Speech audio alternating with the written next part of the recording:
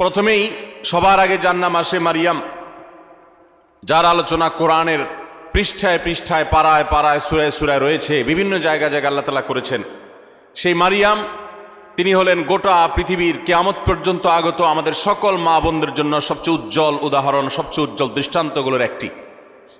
কোরআনে মারিয়ামের পাশাপাশি আমাদের মা, মুমিনদের মা উম্মুল মুমিনিন নবীপত্নী আয়েশা রাদিয়াল্লাহু তাআলা আনহা, তার সম্পর্কে সূরা নূরে কয়েকটি আয়াতে আল্লাহ রাব্বুল আলামিন আলোকপাত করেছেন। আমরা অনেকে জেনে থাকব আয়েশা রাদিয়াল্লাহু তাআলা আনহার চরিত্রে কালিমা লেপনের অপচেষ্টা এবং ঘৃণ্য কর্ম করেছিল মুনাফিকরা। আল্লাহ রাব্বুল আলামিন তার পুততা, পবিত্রতা, তার সতীত্ব এবং তার ব্যাপারে যে মিথ্যা অপবাদ দেওয়া হয়েছে, সেই মিথ্যা অপবাদ এবং ষড়যন্ত্র সম্পর্কে কোরআনে কারিমে অনেকগুলো আয়াত নাজিল করেছেন।